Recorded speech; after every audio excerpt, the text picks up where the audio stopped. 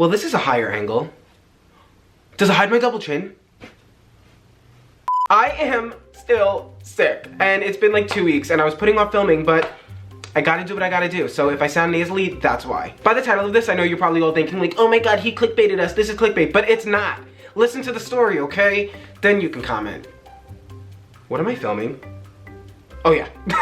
If you're one of my subscribers, hi, I hope you're doing great. If you're new to my channel, also hi, and I like to make funny videos and scary videos, and sometimes they mixed together, and that's what we're gonna have today. Before I get into the video, don't forget to give it a big thumbs up and subscribe and comment down below. I don't know what yet, but I'll say it sometime in this video. And yeah, let's get right into the video.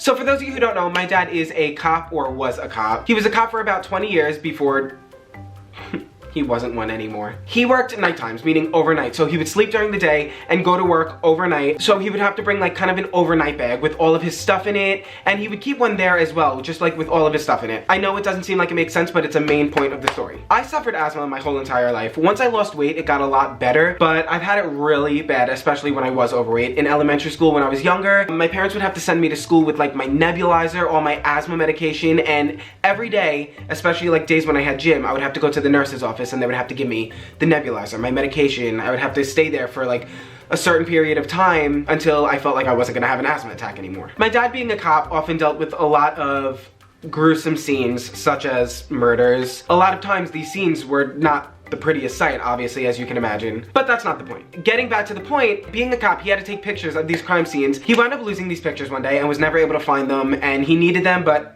they were gone, and we had no idea where they were. I was in maybe the 4th or 5th grade, and throughout the school year, I definitely noticed a shift with the way teachers and nurses treated me. They all knew my parents, but things started to get weird. It went from them loving my parents, always asking about them, asking me how they're doing, to them asking me how I feel about my parents, and more like personal, in-depth questions. And at the time I was, you know, a lot younger. I didn't think anything of it. I was just like, you know, when you're younger, you kind of just spit out everything, like family secrets, everything. I promise you, you guys will figure out like why everyone was acting so weird at the end of this video. It's like the big tie together, the big twist. Every little thing I was doing in school, they were analyzing. There were always multiple teachers and like social workers and stuff around whenever they would like analyze me. And again, I didn't think anything of it. And before I knew it, they started sending me to the school psychologist, and I was always there. I was always at the school psychologist, which honestly, when this was over, I was always at the school psychologist anyway. I mean, more story times to come on that. But yeah, I was always there, and they were just constantly pounding me with questions about my dad, about my mom, asking me if I'm scared of him.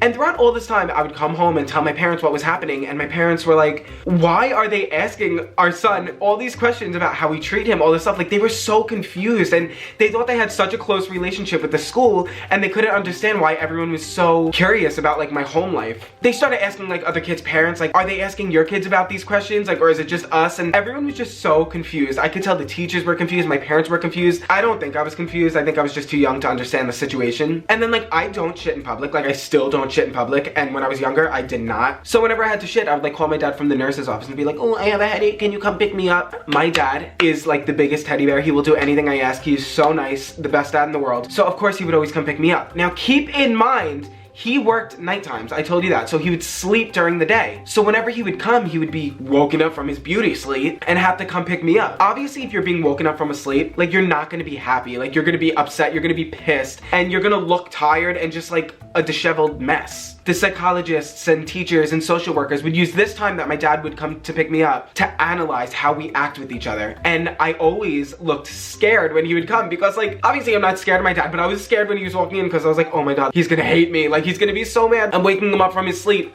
to literally go home and shit and then bring me back to school. He's obviously gonna be pissed. No, he's not gonna like beat my face, but he's gonna be annoyed. I remember one time I was sitting there waiting for my dad to walk in, and like teachers and the school psychologists and stuff started flooding in, and we're just like waiting there. It was like we were putting on a show, and they were like all the people behind the camera. My dad came pick me up, and they were all just watching, like writing stuff down. It was like insane. So much time has passed, and I am in the psychologist's office all the time, every day, talking about everything. There are certain things like I was in the psychologist for, but I could literally make a whole story time on like that stuff. Let me know in the comments down below if you want me to do that, because it's like really funny. But yeah, the whole situation was just so strange, and no one understood anything until we found out. That year for school, when my parents sent me with my asthma bag on the first day, with my nebulizer, my medication, all that stuff, they sent me with my dad's old cop bag, meaning the bag he used, you know, for his hat, his vest, his stick, like all his equipment. They took all that stuff out and they put all my medication in it and sent me to school. They took everything out except the pictures of the crime scenes. And these pictures weren't like yellow tape and stuff. It was like right when the cops got there, aka right when my dad got there. It was just like gruesome scenes. And he left those in my asthma bag,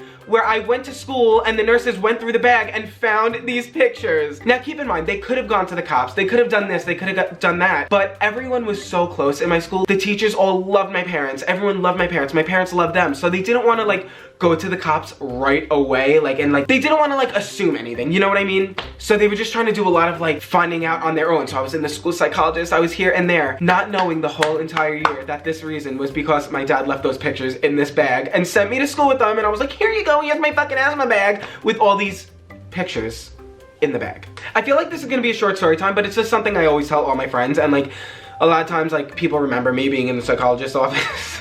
So that's one of the reasons I was there, and there are so many reasons. They thought I was fucking crazy. They literally thought I was crazy all throughout school. But yeah, that's the story of when my dad was being accused of murder.